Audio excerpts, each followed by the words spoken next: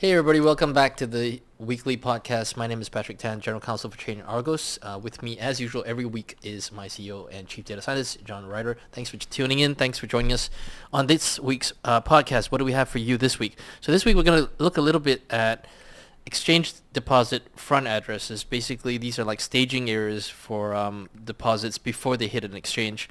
And we're going to go into some of the limitations with using that as a means to sort of like stop bad guys from coming in. We'll get into that in a short while. We'll talk about next. We're going to talk about tracing and the limitations the limitations with respect to current methods, and that actually has to do with the first topic as well. And we'll talk a little bit about this white hat safe harbor paper that was just released not too long ago. Finally, we're going to go into some interesting stuff about blacklisting. Ever wonder how long a wallet stays on a blacklist? Yeah, I had that question. I was curious to know because some of you may not know this, but Tether, at least, I haven't really had a look at Circle, but Tether at least definitely routinely unblacklist stuff. So I was curious to know, how long does somebody sit in the penalty corner for, in the penalty box? How long do they usually sit out those couple of turns? So interesting stuff. I'm not sure if you can come to any conclusions, but we'll go through that in a short while. First thing first, let's talk about exchange deposit front addresses and some interesting stuff that came out from the blacklist that we kind of looked at this week and some of the counterparties. So John's going to take us through. This is a Tron address that was blacklisted on February 15th, so just a couple days ago. And talk to me about this. What's going on? This is a recent blacklisting. So if you look at the we're actually blocking the move this here. You can see the inflows and outflows. So inflows up here, $20,000 each from a whole bunch of different addresses that we don't actually have tagged. It's a single flow. These are recent flows. So this is a situation where action was taken fairly quickly. Who took the action? Whatever, but it was taken fairly quickly. And the outflows are to a bunch of exchange deposit addresses. In this case, it's $20,000 each on the same day. We got another... wrong screen here. We got another example here, and here there are 20,000 into a bunch of things over a couple different days, and then on the outflow side, slightly different amounts, different days, whatever, multiple transfers, again to a couple of different exchanges. So what's interesting to note here is, of course, exchanges can freeze stuff, fine. Now let's think about what could have happened and what sort of meaningful defense is. Just assume for this conversation that whoever wallet this is somebody that the system doesn't want to deal with for whatever reason, legal reason, a dislike reason, thief reason, doesn't matter. So if the exchange already knew they were no good, they could have frozen their account. Well, that likely did not happen if they were still actively depositing money. And in this case, we see deposits on the 8th and then the 14th. So we know that this account was not already frozen. Yeah. Because nobody deposits $50,000, sees it disappear. It's 3 transfers. Maybe it was 10, whatever. And then 20 here. And then 6 days later comes back and sends in more money when the account's already frozen. Right? So the exchange didn't already know that. Okay. At some point, clearly it was around or slightly after the 14th. Today is the 16th, so yesterday-ish. They went and notified authorities, or they were notified by the authorities, and somebody notified Tether, whatever, and the wallet was frozen. Okay, but none of these wallets was frozen. And in the other example here, none of these wallets was frozen.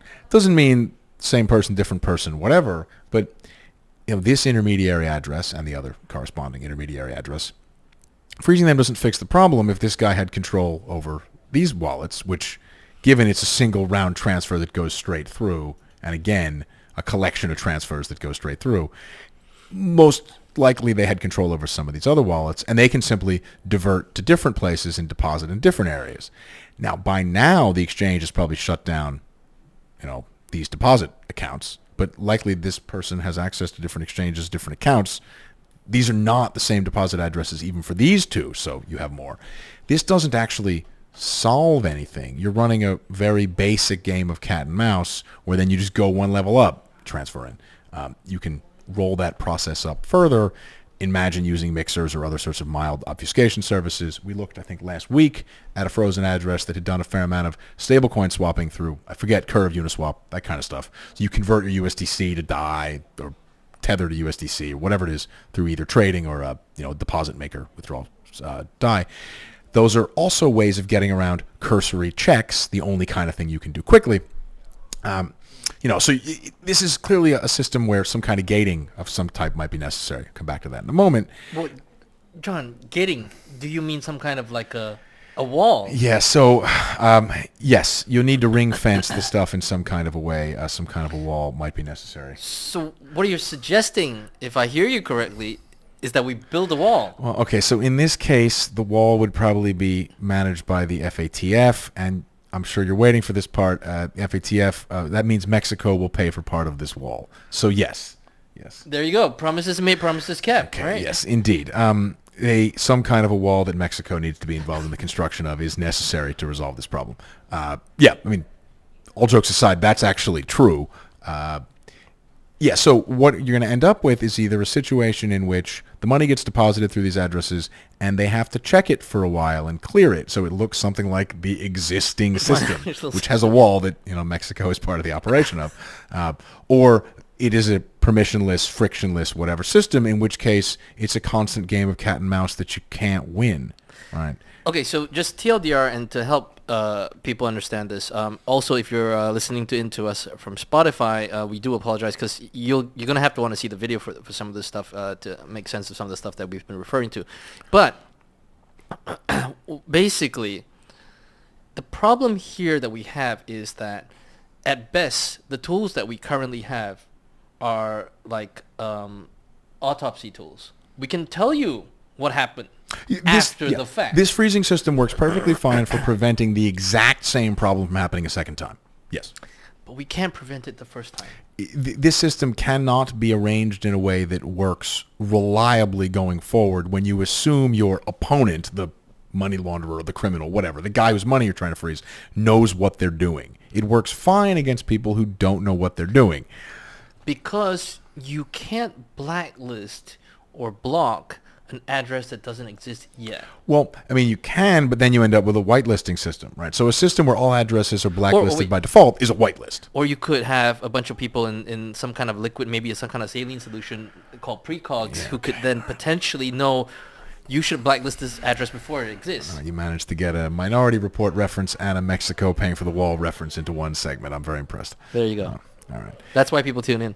Yes. Anyway, so these examples here of frozen wallets do a great job of illustrating how this scheme does not work in general. And if your opponent is sophisticated, if they know some math, if they're familiar with a number of programming concepts, they can find ways around any defense that you can come up with, so long as the system is really completely permissionless, trying to be frictionless and fast, which is challenging. Yeah. In fact, we're going to get to, I think, next, some people have raised issues over a period of time about how reliable some types of tracing are, and whatever. This connects to other stuff, so you can segue. So, because of the way things are currently configured, right? Like, there are limitations, obviously, when you want to do freezing and stuff like that. And as I mentioned, this technology is great for telling you what happened after the fact. Yeah. It can't help you prevent stuff that's going to happen. Well, and okay, so I guess we connect then to some sort of limitations on tracing. So let's just consider this address here. So for the benefit of people who are not watching, who are just listening. So you have a number of inflows to a wallet for, say, $20,000, and then outflows to a bunch of different exchange deposit addresses for sometimes $20,000, sometimes 10, sometimes 30, 40. So they're kind of mix and match, all on adjacent dates. Now, you could have a situation where 10K goes in, 10K goes out, 10K goes in, 10K goes out, and then you can work out exactly what money went where. Fine. You can also have a situation, as we do here, where it's not exactly one-for-one transfers, and then you don't really know if it's all the same person, the same money. Oh, sorry, let me finish this bit. If it turns out that these deposit addresses are associated with different real-world identities, then you really cannot assume that just because the flows match in some kind of order that it's the same money. You can't. I don't think we've talked about this, but it's one of those things, right? The minute, and this is why Tornado Cash works the way it does, where you can put it into the tumbler, but you can't take the money out straight away. You have to let it sit, because the minute it sits, it becomes very difficult, if not impossible, to tag that this was that money. Yeah, so I guess you could imagine a stupid version of Tornado Cash where the money just sits there, Yeah. and then you can come retrieve the deposit. The issue is not that the tokens aren't fungible. The tokens in the pool are fungible, just like old school Bitcoin mixers. The tokens in that sense are fungible, or in some limited sense. The problem is that the receipt gets sent back to the depositor in clear text, and then they present that receipt to withdraw the money. That's what connects the tokens through a brain-dead version of a mixer that just holds the stuff together. The reason that kind of thing works in Bitcoin is that you don't pay a fee to receive a transaction, right? You simply submit a valid signature to unlock a UTXO and transfer. It's a different direction. Yeah. So if you tried to run that kind of a brain-dead Tornado Cash process on an Ethereum-style chain, there wouldn't be any anonymity. Not because the tokens aren't fungible, right? But because the receipts, the locking receipts are there. Yeah. If the person who has control over that central, if it's a wallet, not a contract, just a pile of commingled money, you really can't know once two different deposits are in there at the same time which money is going where on the way out without, deposing the guy that ran the address in the middle. This isn't something the computer can tell you. And that's a hard limitation on tracing when funds are commingled. So correct me if I'm wrong, and this is just to help people like me, who are not very technical to understand this. Let's say now if I have a wallet, like a physical wallet with cash in it, and then I go pay, I give the hot dog guy $10. I get back $5 in change. I go buy a drink or something from a stand. Guy gives me back $2 in change. They're all in ones, and it's all in my wallet. Short of me looking at the serial numbers, assuming I can't know which one came from who. That's right. So if physical bills didn't have serial numbers on them and these tokens don't have serial numbers on them, then yes, that's right. You would have Coinage. no way of telling. Coinage is a much better example because coinage generally... Coins don't show numbers. Other than the years, right? Let's assume all the coins are on the same year. I can't tell which one came from who. And when I go and use that to pay to my weed guy, this is generally no way to know. This is generally why the laws around sort of commingled funds work the way that they do, because it's acknowledged that you can't untangle that without further investigation. It doesn't mean the government can take all the money, but it can freeze all the money and then sort out what happened afterwards, because once something leaves, you need to figure out through other processes that require other information. That is a hard limitation of some types of tracing, certainly. Yeah. So tell me a little bit about this white hat safe harbor. Okay. Yeah. So related to this sort of tracing limitations, there's a proposal that's just been issued to incentivize white hat hackers to help rescue protocols in times of stress, attack, whatever. There's some phrasing in there around people who are trying to do things that are irresponsible or malicious, extracting money from protocols. I think they may have slightly misconceived what they're trying to do, because I don't think the problem that this addresses is the real problem. So the example case these guys seem to be addressing is somebody finds an exploit in a bridge or in a vault. So there's a way to submit smart contract calls that just give you tokens that aren't tokens you deposited. And that is a type of exploit that happens that is a problem. Bridge exploits are most often this kind of thing. And that is a problem that happens. And okay, you want to address that, I suppose, fair enough. But that doesn't really do anything for the more economic sort of protocol type hacks. So the best known example, I think, recently of this is Mango Markets, where you can argue that this guy was being malicious. So okay, that may be fine. But if you're attacking the protocol to make it illiquid, to make it insolvent, to take money out so that it can't pay, the governance token is going to drop in value, right? For stuff that has governance token type operations, these sorts of attacks. So there are two different ways you can look at this. In that case, he was trying to take out a loan he could never pay back. Yeah. Okay. Well, there is no way to recover those assets. That's not a thing. You've tricked the protocol in an economic sense, right? And you've just taken assets from it. Now, you could go to that guy and say, return the money, but okay, that's not a white hat hacker type situation. You're not going to get anywhere. Related to that, you imagine incidents more like Iron Finance and Luna, where the real problem was the governance token collapsing alongside the protocol breaking. Right? Mango had this to a limited extent, but so if the attacker made all their money shorting protocol token perps, that doesn't show up anywhere that you have recourse to here at all, and it's not even clear you can call those kinds of attacks malicious if they're, as Eisenberg I think so. Okay, the Mango Markets hacker. Yeah. He I'm using the protocol as the documentation said, which is true. He wasn't Yeah. convicted for violating the way the protocol said it worked. He was convicted for commodities market manipulation, whatever. But if you're using the thing the way that it was designed, you're going to have difficulty. The protocol folks saying that it was malicious, and certainly if the money's made in a different area, the tokens didn't come from the protocol. So I think you're kind of sidestepping what's really going on here and maybe addressing one very specific problem that, there have been issues with, Venus protocol on Binance Smart Chain, and the whole Binance mechanism came around to freeze the whole chain and reverse stuff and lock up tokens and gate people in ways that were sort of unexpected. All that kind of works-ish when it's the North Korean government hacking some bridge. They're probably good enough that the money's gone before you get it back. They've never returned any money. No white hats ever helped but the top-level professionals here. I mean, the North Korean government's clearly good at this. We can all, I think, agree on that. So I think this is maybe a well-intentioned but misguided attempt to address these things. It's missing the real problem. I mean, if your protocols are designed in a way that's economic equilibrium stable and someone puts it into a disequilibrium and makes a bunch of money when a protocol token collapses, you don't help with that at all. And that is most of the greatest collapses in the history of the space, right? Not bridge hack where, some other centralized actor just freezes the tokens anyway. I'm excluding North Koreans and people of sort of that level of sophistication that I assume they get the money out anyway. It's a tough problem. Yeah. And again, it segues, like, if you see what Binance did with the Venus protocol and stuff like that. The unfortunate thing is, well, I don't know if unfortunate is the right word to use, but if you go back to it, basically that you're just not running a decentralized system.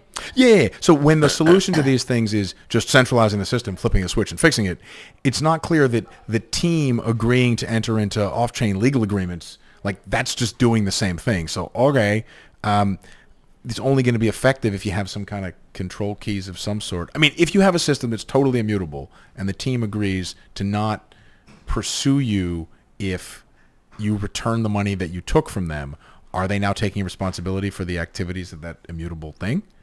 I mean, Seems to suggest that they might be. That seems like a weird line to be walking around. That may cause people some trouble, and I think it also doesn't solve the real problem. So. And on that note, I mean, Optimism just came up with a bunch of stuff we can very quickly mention. Oh, okay. I mean, this is some change request, pull request that was put through this morning. Yeah, so this is just a particularly clear example of how the system is not in any sense decentralized because in order to make upgrades less open to exploits, they're having to change the way some data is stored. The idea that upgrading the system opens you up to exploits tells you that it's not all driven by a protocol. Right?